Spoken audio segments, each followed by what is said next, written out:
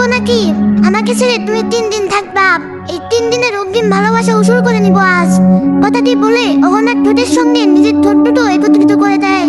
প্রায় 2 মিনিট ভালোবাসা বিতরণ করার পর অব্র অহনার ঠোঁটে কামড় দিয়ে বসে। মুহূর্তে অহনা চিৎকার করে ওঠে। অহনা বলল, তুমি কি পাগল হয়ে গিয়েছো? আমার ঠোঁটে এত জোরে কামড় দিলে কেন? অহনা, আমি অব্র না, আমি হাসিব। বর্তমান অব্রের শরীরে আমি প্রবেশ করেছি। কথাটি শুনে অহনা অব্রকে ছেড়ে দেয়।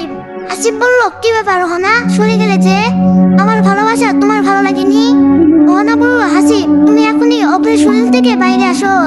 আমি অব্রের বিবাহিত স্ত্রী। আমার শরীরে শুধুমাত্র ওরই অধিকার আছে, তাছাড়া অন্য কারণ না। হাসিব বলল, মানে?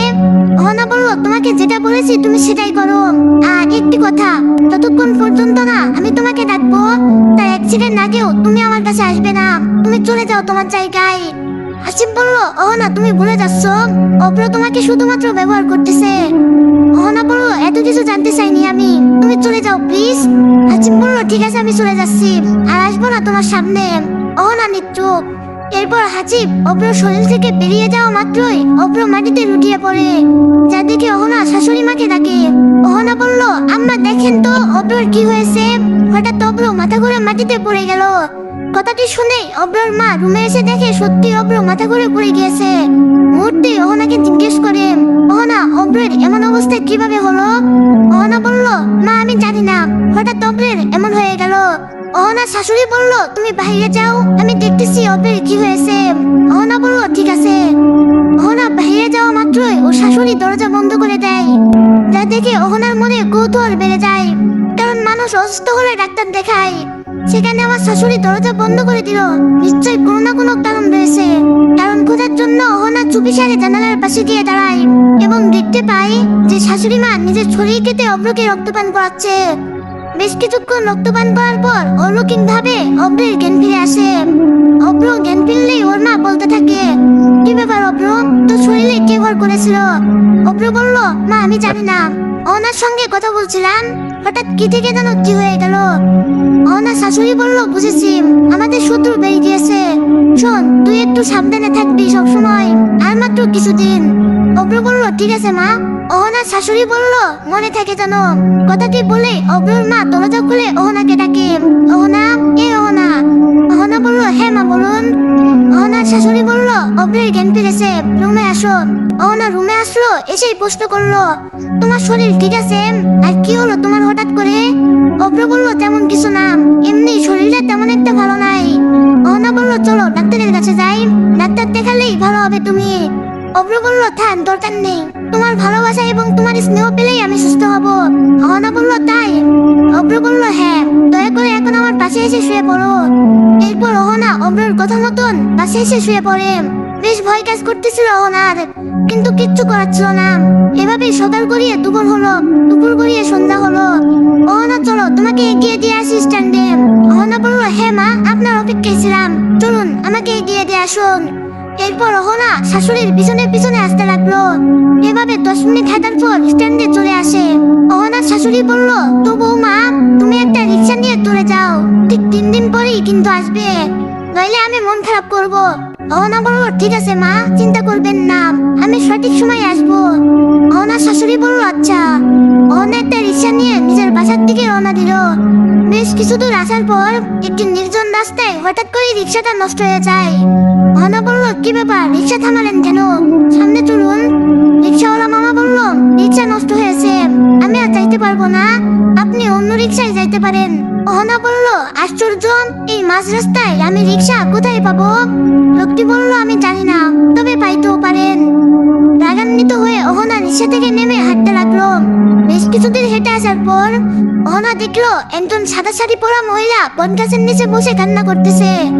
অহনা কি করবে ভেবে পাচ্ছে না, তবুও সাহস নিয়ে মহিলাটার কাছে গিয়ে বলল, আসসালামু আলাইকুম আন্টি, আপনি এত রাতে নির্জন বটগাছের নিচে বসে কান্না করছেন কেন? কি হয়েছে আপনার? মহিলাটি বলল, আমার কিছু হয়নি, তোমার তো রিক্সা নষ্ট হয়েছে তাই না? অহনা বলল, হ্যাঁ, রিক্সা নষ্ট হয়েছে, কিন্তু এটা আপনি কিভাবে জানলেন? আপনি তো সেখানে ছিলেন না।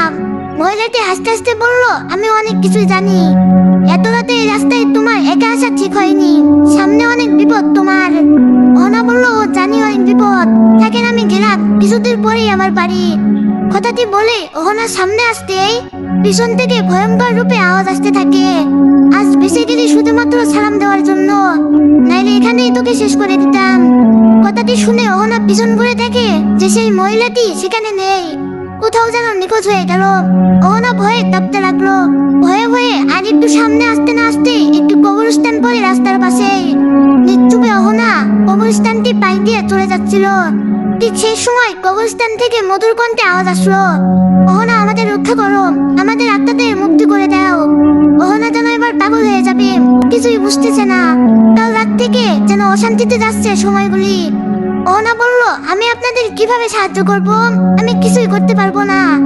কবরস্থান থেকে বলতেছে, অহনা তুমি হচ্ছে আমাদের অগ্নিমাতা, তুমি আমাদের রক্ষা করবে। অহনা বলল, অগ্নিমাতা মানে? এইসব আপনি কি বলতেছেন? আজ রাত 12টার পর তোমার 18 বছর পূর্ণ হবে, তখন তুমি পরিপূর্ণভাবে অগ্নিমাতা রূপে। অহনা বলল, আমি আপনাদের কথা বুঝতেছি না, দয়া করে আমাকে বিরক্ত করবেন না কেউ। কথাটি বলে আবার অহনা পথ চলতে থাকে। চলতে চলতে হঠাৎ অহনা লক্ষ্য করলো তার সামনে 6টি রাস্তার মুখ উজাড় হয়ে আছে। অহনা কোন রাস্তায় যাবে কিছুই বুঝতেছে না, মনে হচ্ছে ভুল পথে চলে এসেছে। কোনো উপায় না পেয়ে অহনা সেখানেই বসে পড়ে। রাত 12টা বাজা মাত্রই অহনার পুরো শরীর কুচকুচে সাপে পরিণত হয়, যেটা অহনা কোনোভাবেই বিশ্বাস করতে পারছে না। নিজের শরীরের এমন বিরূপ চিত্র দেখে অহনা চিৎকার করে কান্না করতে থাকে আর বলে, আল্লাহ, আমার সাথে এসব কি হচ্ছে, আর আমি কে? কথাটি শেষ হতে না হতে অহনার সামনে অপরূপ সুন্দর একটি ছেলে এসে উপস্থিত হয়ে অহনাকে বলে, অহনা ভয় পেও না, তোমার কিচ্ছু হবে না, তুমি হচ্ছে অগ্নিমাতা, তোমার এখন শক্তির বিরূপ পরিমাণে হ্রাস পেয়েছে। এখন তুমি যদি ভয় পাও তাহলে কবরের অবমৃত্যুগুলোকে কিভাবে তুমি মুক্তি দিবে? অহনা বলল, তাই আমাকে এত কিছু করতে হবে? অন্য কেউ ছিল না এই কাজের জন্য? ছেলেটি বলল, সবাই কি তোমার মতন সাহসী বলো? অহনা বলল, আমি এখন সাপ থেকে কিভাবে মানুষ রূপে আসবো সেটা বলেন, এভাবে থাকতে আর পাচ্ছি না। ছেলেটি হাসতে লাগলো। অহনা বলল, আশ্চর্য, আপনি হাসতেছেন কেন? বলুন কিভাবে মানুষ রূপে আসবো? ছেলেটি বলল, তুমি শুধুমাত্র কল্পনা করো আমি মানুষ হব, তাহলেই তুমি মানুষ হবে। আবার যখন কল্পনা করবে আমি সাপ হব, ঠিক তখনই তুমি সাপ হতে পারবে। কথাটি শোনা মাত্রই অহনা বলে ওঠে, আমি মানুষ হব। মুহূর্তে অহনা মানুষ রূপে চলে আসে। অহনা বলল, আপনাকে অনেক ধন্যবাদ। এখন দয়া করে বলুন তো, এই 8টি রাস্তার মধ্য দিয়ে কোন রাস্তা দিয়ে গেলে আমি বাড়িতে পৌঁছাতে পারবো? ছেলেটি বলল, তুমি রাস্তাকে জিজ্ঞেস করো, সঠিক পথ দেখাও, দেখবা সঠিক পথটি তোমার সামনে চলে আসবে। অহনা একটু দেরি না করে বলে উঠল, আমাকে সঠিক পথ দেখাও। ক্ষণিকের ভিতরেই 7টি রাস্তা উধাও হয়ে একটি রাস্তায় চলে আসে। ছেলেটি বলল, অগ্নিমাতা আমি চলে গেলাম, যখন কোনো সমস্যায় পড়বেন তখন দামান বলে ডাক দিবেন, আমি মুহূর্তেই আপনার সামনে চলে আসবো। অহনা বলল, ঠিক আছে। এই বলে অহনা বাড়ির দিকে রওনা দেয়। বেশ কিছুক্ষণ হাঁটার পরেই অহনা নিজেদের বাড়িতে চলে আসে। বাড়িতে আসা মাত্রই অহনা লক্ষ্য করলো তার বাবা মা কি নিয়ে যেন তর্ক বিতর্ক করতেছে, তাও রাত 1টা বাজে। অহনা বাবা মাকে না দেখে তাদের কথা শুনতে লাগলো। দেখো অহনার মা, তুমি কিন্তু বেশি বুঝবা না, আমি চাই অহনা মারা যাক, না হলে ওর জন্য আমরা মারা যাব। অহনার মা বলল, তুমি কেমন বাবা, হ্যাঁ, মেয়ের মৃত্যু চাও? অহনার বাবা বলল, আশ্চর্য, অহনা কি আমাদের নিজেদের মেয়ে নাকি? নিজের মেয়ে হলে মায়া লাগতো, ওরে আমরা জঙ্গলে খুঁজে পেয়েছি।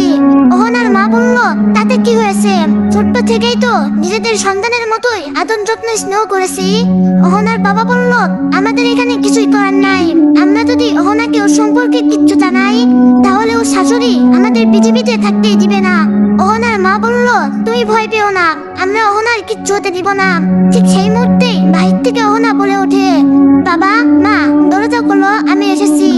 অহনার কণ্ঠ শুনে ওর পালিত বাবা মা যেন একটু ভয় পেয়ে যায়। যাকে নিয়ে সমালোচনা করলাম সেই মুহূর্তে এখানে উপস্থিত। অহনা বলল, কি হলো মা, দরজা খোলো, আমি তোমাদের থেকে অনেক দূরে চলে যাব, তোমাদের কোনো ক্ষতি হতেই দিব না, শুধুমাত্র বলো আমি কে, আমাকে কোথায় পেয়েছো? এইবার সাহস নিয়ে অহনার মা দরজা খুলে দেয়।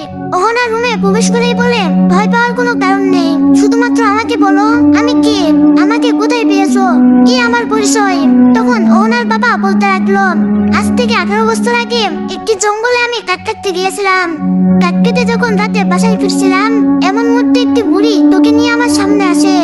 এসেই বলে, রহিম ও রহিম, তোর তো কোনো সন্তান নেই তাই না? উত্তরে সন্তান নেই। বুড়ি মহিলাটি বলল, তোর বইয়ের খুব ইচ্ছে তোদের কোল ধরে একটি সন্তান আসবে, কিন্তু কোনোভাবেই সম্ভব হচ্ছে না। ওনার বাবা বলল, হ্যাঁ, কিন্তু আপনি এসব জানলেন কিভাবে? আমি তো আপনাকে চিনি না। বুড়ি মহিলাটি বলল, দেখ রহিম, এত কথা বলার দরকার নাই। আমার কোলে যেই বাচ্চাটিকে দেখতে পাচ্ছিস, আমি এই বাচ্চাটিকে তোকে দিতে চাই। ওনার বাবা বলল, আমি অন্যের বাচ্চা নিব কেন? বুড়ি মহিলাটি বলল, আরে পাগল, এই বাচ্চাটির পৃথিবীতে কেউ নেই। বাবা তো আগেই মারা গিয়েছে, আবার এই বাচ্চাটি হওয়ার সময় ওর মাও মারা গিয়েছে। ওনার বাবা বলল, তাহলে আপনি কে? বুড়ি মহিলাটি বলল, আমি ওর দাদি হই। এই বুড়ো বয়সে ওরে মানুষ করতে পারবো না, দয়া করে তুই সন্তানটির দায়িত্ব নে। ওনার বাবা বলল, ঠিক আছে, আমার কোলে দাও, আমি ওরে নিয়ে যাচ্ছি বাড়িতে। বুড়ি মহিলাটি বলল, তোকেই তো দিব, তার আগে কিছু কথা শোন আমার। ওর নাম রাখবি অহনা। আর একটি কথা, এই সন্তান যতদিন তোর পরিবারে থাকবে ততদিন তোর টাকা পয়সার অভাব হবে না। অহনার বাবা বলল, তাই নাকি? তাহলে তো ভালোই হলো, আর কাট কাটতে হবে না। বুড়ি মহিলাটি বলল, কিন্তু অহনার বাবা বলল, কিন্তু আবার কি? বুড়ি মহিলাটি বলল, না কিছু না, তুই বাচ্চাটিকে নিয়ে যা এখন। কথাটি বলে সেই বয়স্ক বুড়ি আমার কোলে তোকে দিয়ে যায়। পরবর্তীতে আমি তোকে বাড়িতে নিয়ে আসি। বিশ্বাস কর, তোকে বাড়িতে নিয়ে আসার পর সত্যি আমি অনেক টাকার মালিক হয়েছি। অহনা বলল, তার মানে তোমরাও ভালো করে জানো না আমার পরিচয়? অহনার বাবা বলল, না। অহনা বলল, আচ্ছা জঙ্গলটি কোথায়? অহনার বাবা বলল, আমাদের দক্ষিণ পাড়ার বড় জঙ্গল। অহনা বলল, ঠিক আছে, আমি জঙ্গলে যাচ্ছি আমার পরিচয় খুঁজতে। তোমরা চিন্তা করিও না, তোমাদের কেউ ক্ষতি করতে পারবে না। যদিও কেউ ক্ষতি করতে চাই, আমি রক্ষা করব। অহনার বাবা বলল, ঠিক আছে। এরপর অহনা দুঃখ গলা মন নিয়ে কান্না করতে করতে দক্ষিণ পাড়ার জঙ্গলে ঢুকে পড়ে। জঙ্গলে প্রবেশ করা মাত্রই অহনা অনুভব করলো জঙ্গলের পুরো পশু পাখি সবাই যেন চিৎকার দিয়ে উঠলো। জঙ্গলে বেশ কিছুক্ষণ ঘোরাঘুরির পর হঠাৎ অহনা লক্ষ্য করলো জঙ্গলের ভিতরে একটি কুঁড়ে ঘর, যার ভিতরে আলো জ্বলতেছে। অহনা দৌড়ে সেখানে চলে আসলো, এসেই বলতে লাগলো, আসসালামু আলাইকুম, ভিতরে কেউ আছেন? যদি থেকে থাকেন তাহলে একটু বাইরে আসেন দয়া করে। ভিতর থেকে আওয়াজ আসলো, ওয়ালাইকুম আসসালাম। অহনা, ভিতরে আসো, দরজা খোলাই আছে। তো এভরিওয়ান, গল্পটি অনেক ইন্টারেস্টিং হতে চলেছে, তো তোমরা চাইলে সবাই গল্পটি দেখতে পারো। ধন্যবাদ।